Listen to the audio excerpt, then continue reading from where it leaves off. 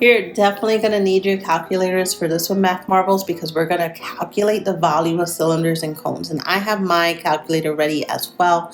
And again, we're going to use our formulas from the reference sheet to do these problems. So let's jump in with the first one.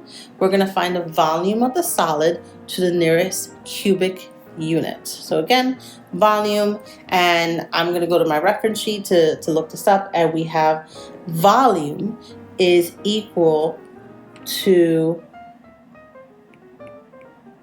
pi r squared, that's our area formula for a circle, times the height. So that's the formula we're going to use today. And you're going to notice two lines. One is going to be if I keep pi in the answer, and the other one is if I use 3/1400ths in my answer. So you're going to see both of them. So looking at my figure, I want to make sure I'm annotating. So I'm identifying my height, which is going from the top to the bottom, and my circular base, which I can see, and I want to find my radius, not my diameter. So I know I have my radius because it goes from the center to the outside. All right, so let's start by putting in my numbers. I'm rewriting my formula, and we know what our r is, which is 10. So 10 squared times a height of 16. I don't need my calculator yet. I can do some of these numbers. So 10 times 10 is 100. 100 times 16. So this would give me 1600, and we have to write it properly, pi. So that's going to be my first answer, 1600 pi. Now, if I want to know what the next number is, I'm going to do 1600 times 3.14. So I'm going to do that just using my calculator, and you're going to get 5,024. Now I do want to make sure I'm using my units here. So don't forget feet cubed. I'm going to do the same thing on the other one, 5,024 feet cubed. So you can hit pause and jot this down.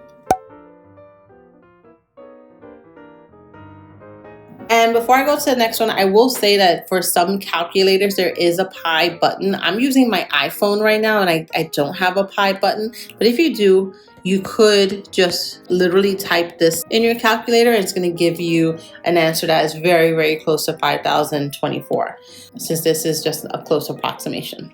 Let's go to the next one. Now I have a cone. So with my cone, I'm using a different formula.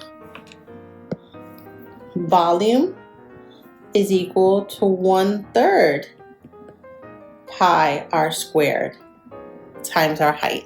So it looks just like the cylinder formula. Like this part is exactly the same as our cylinder. So it's right there. And I just had the 1/3. Why? Because a cone is a third of a cylinder. It doesn't fill up the whole thing. It will take 3 of these to fill up a whole cylinder. All right, so we're going to do the exact same thing. I'm going to solve it in terms of pi, and I'm going to solve it by multiplying by 3.14. It will look a little messy just because of the fraction, but we're not scared of those things, Math Marbles.